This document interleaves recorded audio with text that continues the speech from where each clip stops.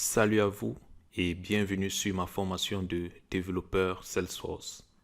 Noumi Franck, c'est votre humble serviteur et je suis expert Salesforce et j'aide les entreprises à intégrer ou développer des projets sur la plateforme Salesforce. Ce cours s'adresse à tous ceux qui veulent faire une carrière sur Salesforce en tant que développeur. Nous aborderons les concepts clés de l'administration ou configuration Salesforce qui sont très importants pour tout bon développeur. Et enfin, nous terminerons bien sûr par du développement sur Salesforce à proprement parler.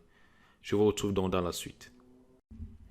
Salesforce est le premier CRM dans le monde. Comme vous pouvez le voir sur ce graphique, à lui seul, il plombe tous les autres CRM qui peuvent exister. SAP, Oracle, Microsoft, Adobe, tous, il les plombe. Donc Salesforce, quand vous faites carrière dans Salesforce, c'est que les gars, vous avez bien misé. Ensuite, comme vous pouvez le voir, c'est le numéro 1 en tant que service en tant que application pour service après-vente. Comme vous pouvez le voir, beaucoup de sites d'ailleurs, beaucoup de compagnies que vous connaissez utilisent Salesforce pour tout ce qui est service auprès de la clientèle. Et vous voyez là, ça représente à lui seul 45,0%.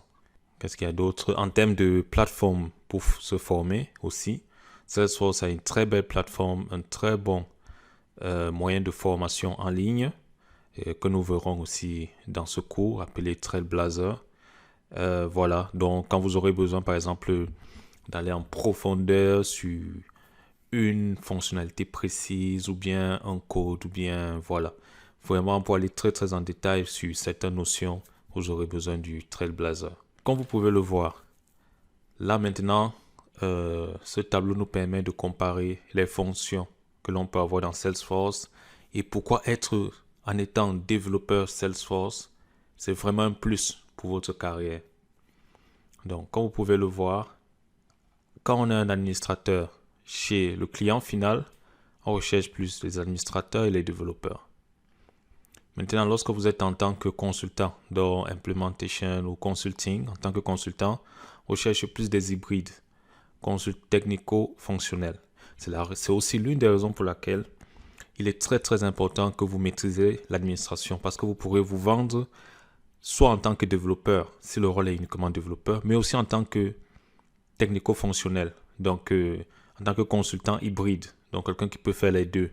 Et c'est très recherché. Moi, j'ai débuté en tant que développeur, je peux dire, durant 6 à 1 an, moins d'un an même, je pense pendant 8 mois.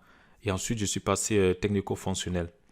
Donc, voilà, ça peut être un choix. Comme vous pouvez rester dans le développement tout pur, tout court, si c'est ce qui vous intéresse vraiment.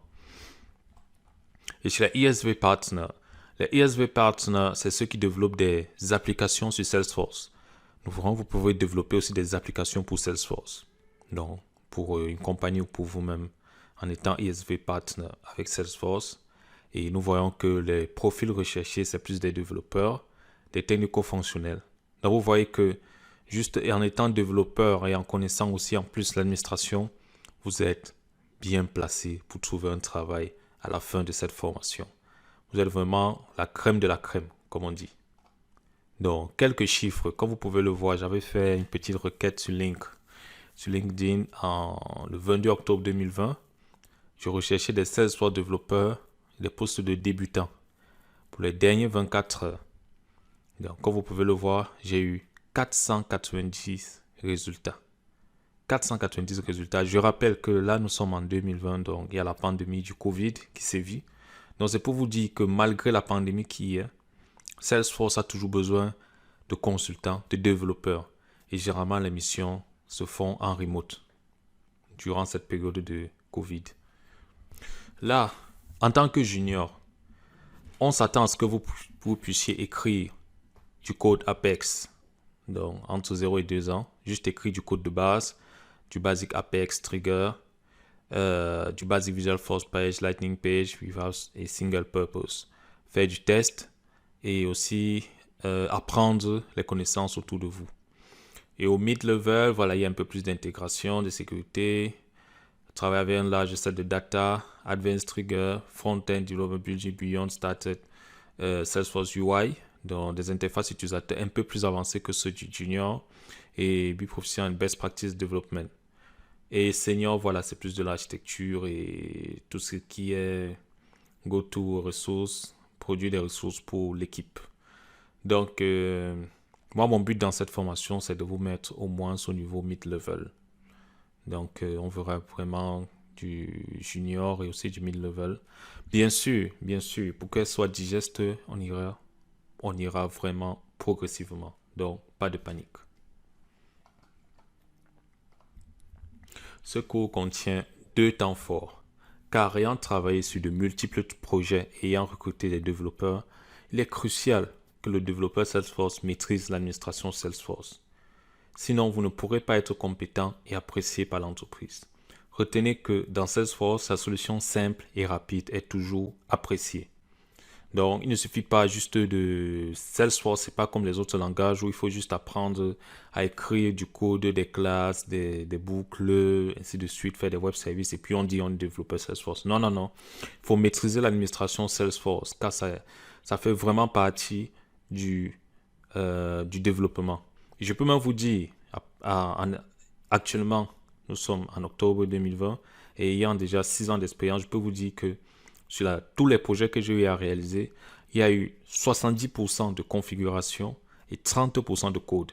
Donc, c'est pour vous dire à quel point, même en débutant en tant que développeur, l'administration reste et sera indispensable et un outil à ne jamais négliger. D'ailleurs, commencez à penser administration avant même de penser développement. Vous ferez la joie du client et vous resterez longtemps sur les missions et vous serez très très apprécié.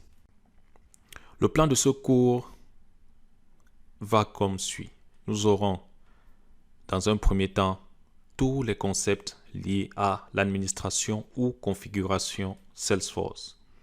Et dans un second temps qui est consacré au code ou au développement Salesforce, nous verrons les notions de base Apex, les limites et allocations, un projet Apex Class et Trigger, un projet Apex Batch et Schedule Batch, un projet Visualforce, un projet Lightning Component, Salesforce DX, un projet Lightning Web Component, qui est la nouveauté, un projet Visualforce plus Lightning Component, un web service, les web services SOAP et REST, Salesforce DX et Package, Git et GitLab, et enfin quelques conseils sur votre carrière et surtout sur la certification plateforme développeur 1 de Salesforce.